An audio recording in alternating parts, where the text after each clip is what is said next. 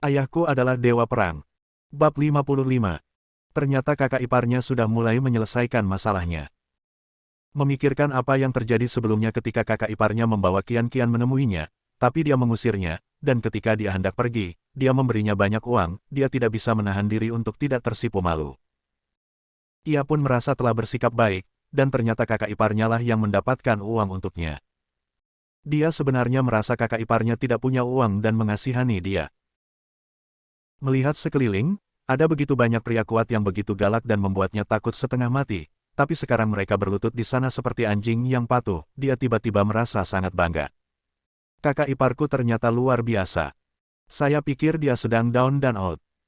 Dia tiba-tiba berhenti dan menggenggam erat salah satu jari Guan Qianjun. Guan Qianjun menoleh ke arahnya dan bertanya dengan lembut, "Mengapa kamu tidak masuk? Kamu juga lapar." Mata Su Haitang berkaca-kaca. Dia berkata dengan lembut, "Jadi, begitu. Orang-orang besar yang saya temui ketika saya menjalankan warung pinggir jalan yang membeli barang-barang saya membuat saya menghasilkan banyak uang. Itu semua diatur oleh Anda." Guan Qianjun berkata dengan ringan, "Ini adalah tidak ada. Singkatnya, kamu dan saudaramu tidak akan menjalani kehidupan yang sulit di masa depan. Aku jamin kamu akan mendapatkan apapun yang kamu inginkan dan akan sangat aman. Kamu tidak akan disakiti oleh siapapun lagi. Termasuk dalang di balik layar." Kata-kata ini, kata-katanya nyaring dan kuat, membuat tubuh halus Su Haitang semakin bergetar. Tiba-tiba aku ingin melemparkan diriku ke pelukan kakak iparku, yang pertama kali kutemui, dan menangis. Lepaskan semua keluhan yang terkumpul hari ini. Dia menggigit bibir bawahnya dengan keras, mengangguk dengan keras, bersenandung, dan tanpa sadar menegakkan tubuh bagian atas kebanggaannya. Dia hanyalah seorang gadis berusia awal 20-an, dan auranya jauh lebih agung daripada gadis-gadis pada usia yang sama. Guan Qianjun tidak bisa menahan diri untuk tidak melihat lagi. Sorot matanya membuat Su Haitang merasa malu. Dia menundukkan kepalanya sedikit dan melihat sosoknya yang menjulang tinggi, berpikir bahwa apa yang dia kenakan di baliknya sangat cocok untuknya. Kakak iparkulah yang membelinya, dan aku merasa wajahku terbakar. Dia dengan cepat merosot sedikit. Guan Tianjun melihat sekeliling lagi dan berkata dengan acuh tak acuh, "Tuan Jiang, biarkan anak buahmu bangun. Ini bukan masalah besar." Jiang Ce mengangguk dengan cepat, "Terima kasih Tuan Guan atas kemurahan hati Anda, tapi jangan panggil saya Tuan Jiang masuk masa depan. Saya tidak tahan. Jika Anda ingin menghormati saya, panggil saja saya Lao Jiang." Dia meminta pengawal di sekitarnya untuk berdiri dan mendengus, "Untungnya, Tuan Guan tidak peduli, jika tidak, aku akan mematahkan kaki anjingmu."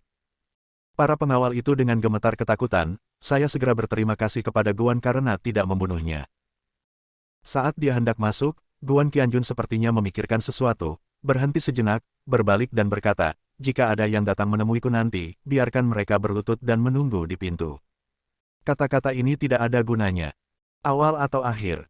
Tetapi Tuan Jiang tidak berani bertanya lagi dan segera menoleh untuk melihat anak buahnya. "Apakah Anda mendengar apa yang dikatakan Tuan Guan?" Semua pengawal setuju dengan suara keras. Jiang Ce mengundang Guan Qianjun masuk dengan senyuman di wajahnya, "Tuan Guan, awalnya saya ingin mentraktir Anda makan malam di Hotel Howard Johnson, hotel paling mewah di kota, tetapi Tuan Qi berkata bahwa Anda menyukai kedamaian dan tenang. Jadi, saya datang ke halaman hutan bambu untuk makan makanan khas yang paling otentik. Untuk mencegah gangguan, saya telah memesan tempatnya. Pasti akan cukup sepi. Yakinlah. Halaman hutan bambu adalah memang bagus.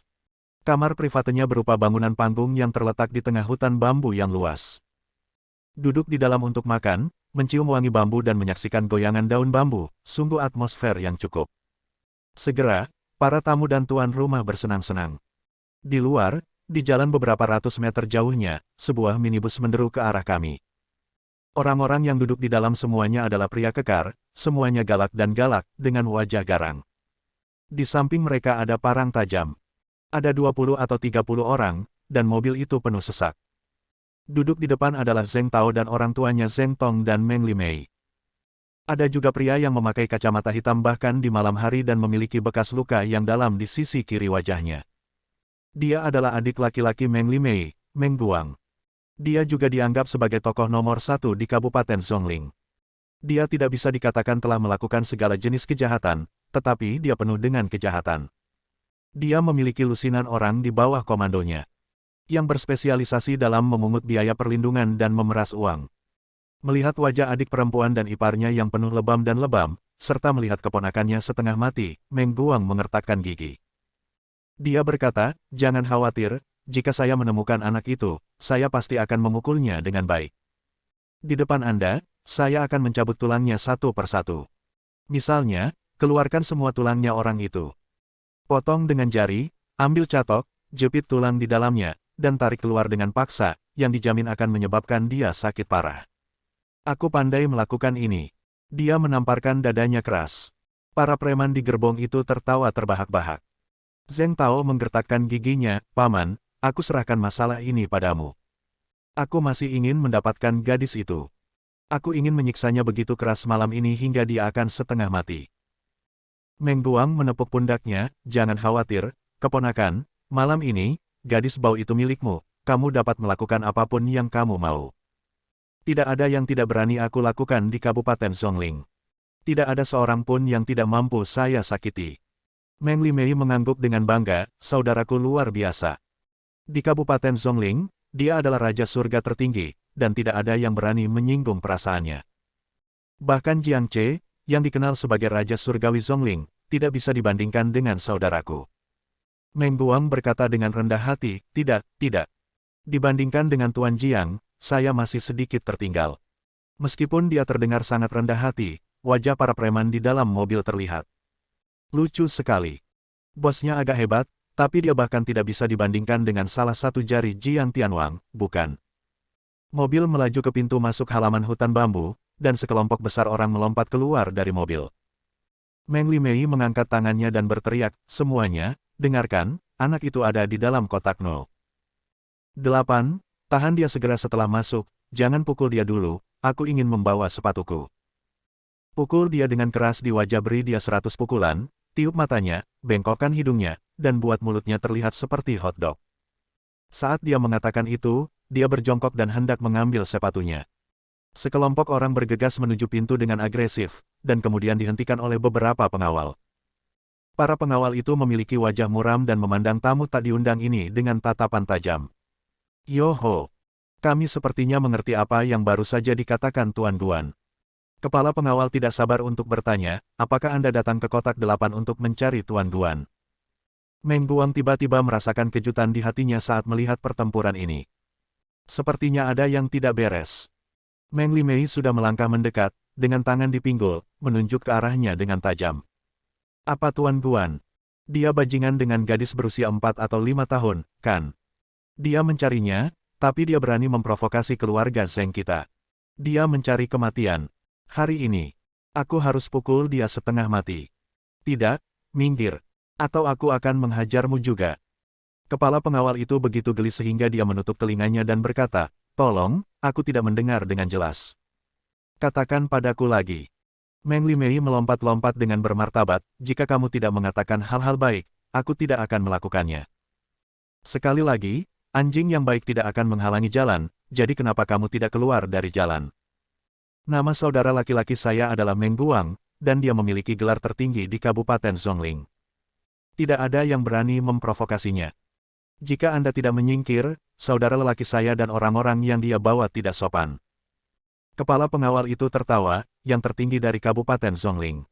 Maafkan saya belum pernah melihatnya sebelumnya. Dari sudut sampah manakah kucing atau anjing mati ini keluar?" Dia berkata, sambil memelototi Meng Guang dengan tajam dan mau tidak mau mundur beberapa langkah. Ekspresi mematikan yang keluar dari mata itu membuat orang seperti dia, yang bertarung hampir setiap hari, bergidik. Dan, lihatlah sekeliling, situasinya tampaknya menjadi berbeda. Bab 56. Tanpa sadar, 30 atau 40 orang berkumpul di sekelilingku dalam kegelapan. Semuanya sangat energik, mengenakan pakaian yang sama persis, berjalan dengan kecepatan yang sangat rapi, menunjukkan semangat tim yang hebat dan latihan yang baik.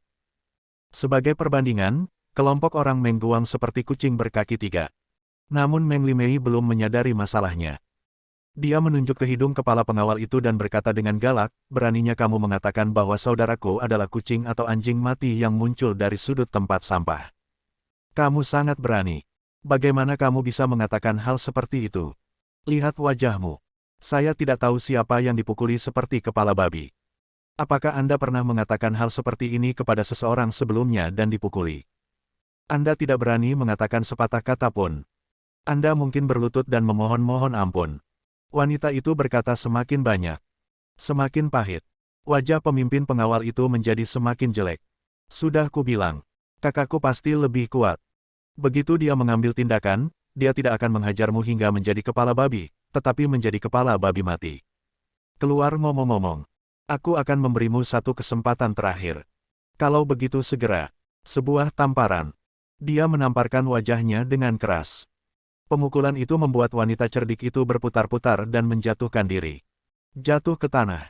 Dia berteriak seperti babi, saudaraku, pernahkah kamu melihat, orang ini terlalu sombong, dia berani memukulku. Cepatlah dengan pasukanmu dan serang ke depan.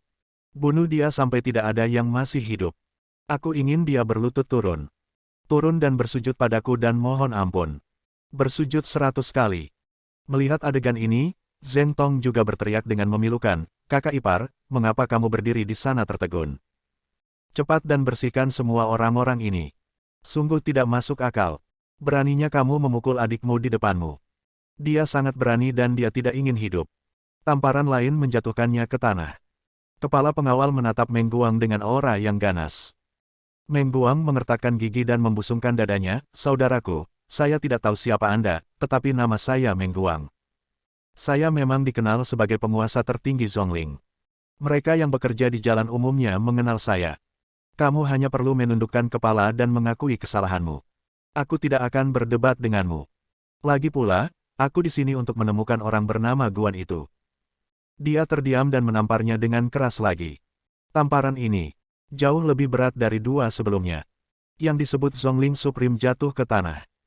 Namun dia tidak terjatuh ke tanah karena lehernya dengan cepat dicengkeram oleh kepala pengawalnya.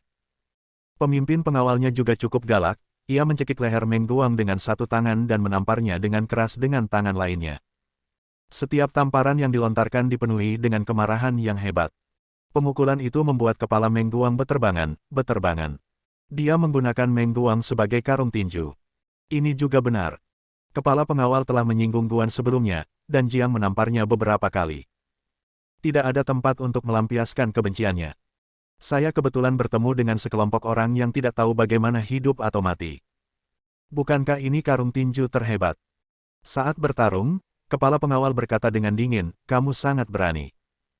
Kamu benar-benar berani menyebut dirimu tetangga tertinggi di depan anak buah Tuan Jiang. Apakah kamu mencoba bersaing dengan Tuan Jiang? Apakah kamu punya kemampuan kualifikasinya? Lagi pula, Tuan Guan mengatakan kepada saya sebelumnya bahwa siapapun yang datang menemuinya tidak akan diizinkan masuk. Berlututlah di depan pintu. Bahkan jika Anda seekor harimau, Anda harus berlutut untuk saya. Meng Guang ditampar belasan kali dan membantingnya ke tanah. Ini seperti menghancurkan anjing mati.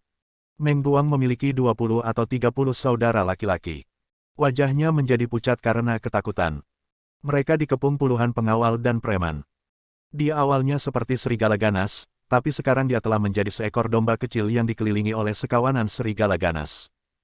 Salah satu dari mereka berteriak dengan tegas, Saudara Guang, kita sudah selesai. Ini. Para bos ini benar-benar bawahan Raja Surgawi Zhongling Jiangye. Tanda di dada mereka adalah sungai yang berkelok-kelok. Ini tandanya Tuan Jiang. Sudah berakhir. Kami benar-benar menyinggung Tuan Jiang. Teriaknya sambil menangis. Kepala pengawal berkata dengan dingin, itu salah, bukan Tuan Jiang yang tersinggung, tetapi tamu Tuan Jiang yang paling terhormat, orang yang hebat yang bahkan Tuan Jiang tidak berani menyinggung perasaannya. Begitu dia selesai berbicara, Meng Guang dan yang lainnya kaget, renyah di luar dan empuk di dalam. Sulit dipercaya. Wajahnya pucat. Namun, Meng Limei tetap tidak mau menderita, dan berjuang untuk berdiri lagi, melompat berdiri. Anda mengatakan mereka adalah anak buah Tuan Jiang, maksud Anda mereka adalah anak buah Tuan Jiang. Dengan sulaman ular putih kecil di dadanya, apa itu Da Jiang? Anda bercanda. Bahkan jika dia adalah anak buah Tuan Jiang. Dia hanyalah Raja Zhongling, aku saudaraku adalah yang tertinggi dari Zhongling. Kamu bajingan hanyalah bawahan Raja Surga, tetapi kamu berani mengalahkan yang tertinggi. Jangan takut, saudaraku, pukul mereka sampai mati. Ketika saatnya tiba, kamu tidak akan menjadi sedikit lebih buruk dari Raja Jiangtian, tetapi kamu akan menjadi lebih kuat dari dia. Ini benar. Meng Guang tidak bisa menahannya lebih lama lagi. Tiba-tiba melompat. Dia bergegas menuju adiknya dan menendangnya sampai dia terkunyah di lumpur, dagunya patah dan darah mengalir keluar. Dia berteriak dengan wajah sedih, "Saudaraku, apa yang kamu lakukan? Apakah kamu gila? Mengapa kamu ingin memukuli adikmu?" Zheng Tao, yang sedang duduk di kursi roda, juga berteriak dengan sedih, "Paman, ada sesuatu yang salah dengan otakmu. Ada begitu banyak orang di bawah komandomu, kamu apa yang kamu takutkan? Mengapa kamu memukuli ibuku? Apakah kamu masih laki-laki? Jika kamu laki-laki, cepat masuk. Tarik keluar bajingan itu beri nama Guan dan pukul dia. Kalau begitu, serahkan Su Haitang. Berikan padaku, biarkan aku bersenang-senang. Aku khawatir dia keterbelakangan mental dan bodoh, tapi dia tetap merindukan kecantikannya." Begitu dia selesai berbicara, Meng Guang menyerang lagi. Dia menendang kursi roda itu dengan keras, menyebabkan Zheng Tao dan kursinya terlempar keluar. Mereka berdua menabrak dinding dan langsung jatuh ke tanah. Tulang belakang Zheng Tao pernah patah oleh kursi roda yang jatuh dari langit sebelumnya, sekarang dia dipukul dengan keras, dia berguling-guling di tanah kesakitan dan meratap. Berdebar. Meng Guang berlutut di depan pemimpin pengawal itu. Dia menamparkan dirinya sendiri dengan keras dan berteriak dengan wajah sedih, "Saudaraku, tolong. Saya tidak peduli dengan kesalahan penjahat. Jangan membicarakan saya di depan Tuan Jiang. Saya akan mendapatkan keluar sekarang. Saya Zhongling. Yang maha tinggi tidak lain hanyalah." Nama yang dia banggakan bahkan tidak sebanding dengan jari kaki Tuan Jiang. Dia bangkit lagi, dengan cepat mengeluarkan sebuah kartu dari sakunya, dan memasukkannya ke dalam tangan kepala pengawal. "Bos, ada lebih dari 200.000 di sini," dan kata sandinya 68.